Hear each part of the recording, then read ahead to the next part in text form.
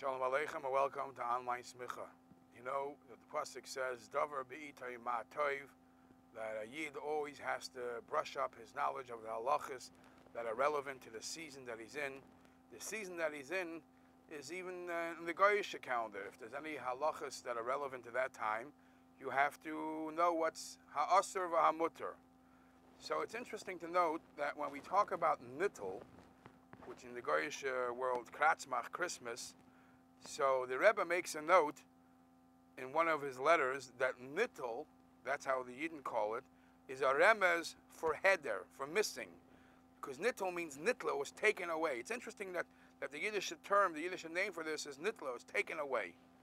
And the Rebbe, and we know that it's mentioned in Yoim Yoim, that many Chassidim do this too, other Chassidim too, that during the specific time in Nittel, during Nittel, they're makbid not to learn, because Shalei Lahaisif Chayas, not to give Chayas to the Klippa of Nittel. Now, there are many questions. You look up in the Rebbe's letters. How is it possible that Torah, that something so great, something so awesome like Torah, is able to give Chayas to Klippa? And the Rebbe makes reference that we find it in many other halachas too, like learning on Tisha B'Av, learning Rahman al-Islam when somebody's a Avel. There's other times that we also have to refrain from learning. And so perhaps the same would apply here.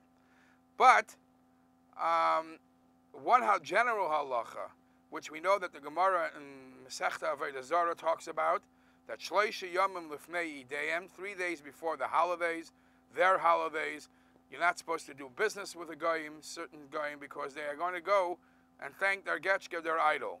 If it applies today and how it applies today, that depends on what type of goy you're dealing with, and that is a shaila for itself.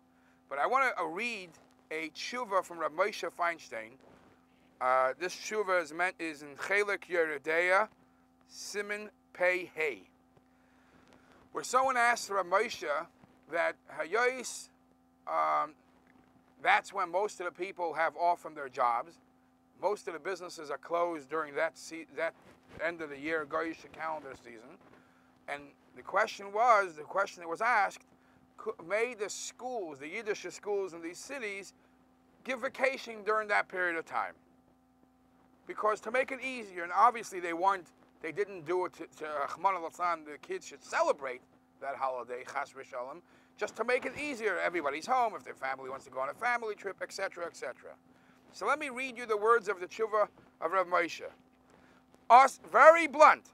Asur lahaniach hatalmidim chafesim melimudam b'yimei ideyem. It is prohibited to let the kids be free out of school on these holidays. And he responds, Hine b'davar sheyesh shereitzim sheyanicha talmidim me'alimudim b'yomim shemichafav December ad acher Rosh Hashanah shechadasha shalahem. I've been asked, there are some schools that from the 25th, 26th day of December until after the New Year's, they want to make vacation time because that's how it is in the typical public school. Says Reb Moshe, Pashut ubarur she'ein lasis kain. It's obvious and simple and clear that you're not allowed to do that. Av shakavanasam, even though your intention obviously is not chas v'shalom that the children should celebrate the holiday, rather because their parents are off during that period of time, and they want to go v'roitzim li'isaleis and mekaymus, they want to go spatzirin, they want to go on a tour, they want to go on vacation. Al kol panim hu ma'aseh iser. It is an act of an iser.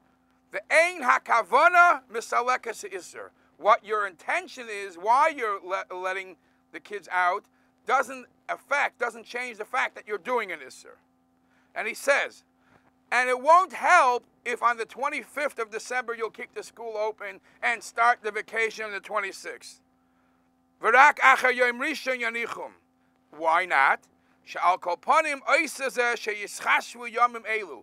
Because the whole trick is to show that these days are special, that these days are free days, holidays. Shezeh aser.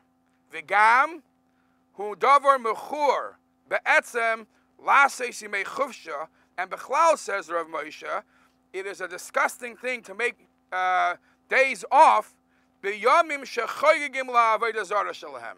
If it's a day where they're celebrating for their idols, for avodah zarah, it's connected to avodah zarah. Asher tzareru umardu karev la'alafim shanas am Yisrael. For over thousands of years, because of this situation, Rahman al-Islam, they hurt and they suffer and made many sufferings to the Klal Yisrael. To show some participation in that, in any way, shape, or form, to that holiday is a disgusting thing.